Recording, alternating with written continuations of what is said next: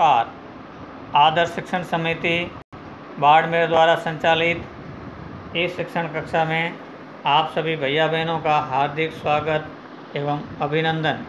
कक्षा 6ठी, विषय सामाजिक विज्ञान। हमारे अतीत 1, अध्याय 1, क्या, कब, कहाँ और कैसे। वीडियो क्रमांक 3। अतीत 1 या अनेक। क्या तुमने इस पुस्तक के शीर्षक हमारे अतीत पर ध्यान दिया है? यहाँ अतीत शब्द का प्रयोग बहुवचन के रूप में किया गया है। ऐसा इस तथ्य की ओर देने के लिए इस अतीत के अलग अलग मायने थे। उदाहरण के लिए पशुपालकों तथा कृषकों का जीवन राजाओं तथा रानियों के जीवन से तथा व्यापारियों का जीवन शिल्पकारों के जीवन से भिन्न था। जैसा कि हम आज भी देखते हैं, उस समय भी देश के अलग अलग हिस्सों में लोग अलग अलग व्यवहारों और रीति रिवाजों का पालन करते थे। उदाहरण के लिए आज अंडमान द्वीप के अधिकांश लोग अपना भोजन मछलियां पकड़कर, शिकार करके तथा फल फूल के संग्रह द्वारा प्राप्त करते हैं। इसके विपरीत शहरों में रहने वाले लोग खाद्य आपूर्ति के लिए अन्य व्यक्तियों पर निर्भर करते हैं।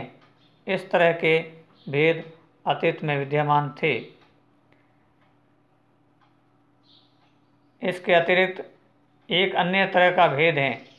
उस समय शासक अपनी विजयों का लेखा जोखा रखते थे। यही कारण है कि हम उन शासकों तथा उनके द्वारा लड़ी जाने वाली लड़ाइयों के बारे में काफ़ी कुछ जानते हैं, जबकि शिकारी, मछुआरे, संग्राहक, कृषक तथा पशुपालक जैसे आम आदमी प्रायः अपने कार्यों का लेखा जोखा नहीं रखते थे।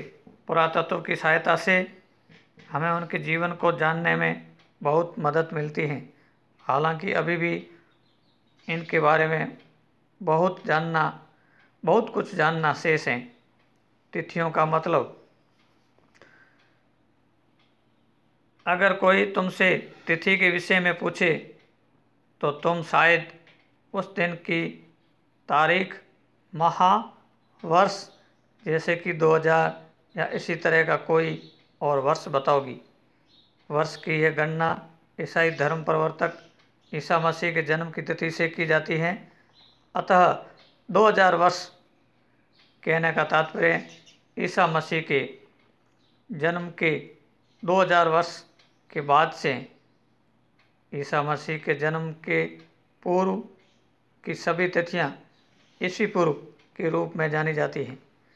इस पुस्तक में हम 2000 को अपना आरंभिक बिंदु मानते हुए वर्तमान से पूर्व की तिथियों का उल्लेख करेंगे। इतिहास और तिथियां। अंग्रेजी में BC का तात्पर्य बिफोर क्राइस्ट होता है। कभी कभी तुम तिथियों से पहले AD लिखा पाते हो।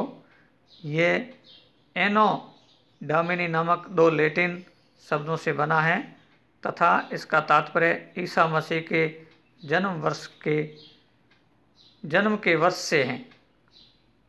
कभी कभी AD की जगह CE तथा BC की जगह BCE का प्रयोग होता है। CE अक्षरों का प्रयोग कॉमन एरा तथा BCE का बिफोर कॉमन एरा के लिए होता है।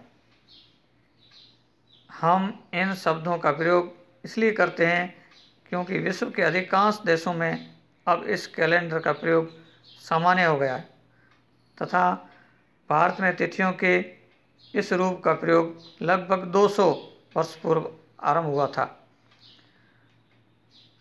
कभी कभी अंग्रेजी के BP अक्षरों का प्रयोग होता है जिसका तात्पर्य बिफोर प्रेजेंट अर्थात वर्तमान से पहले है। अन्यत्र जैसा कि हमने पहले पढ़ा था अभिलेख कठोर सतहों पर उत्कीर्ण कराए जाते हैं। इनमें से कई अभिलेख कई सौ वर्ष पूर्व लिखे गए थे।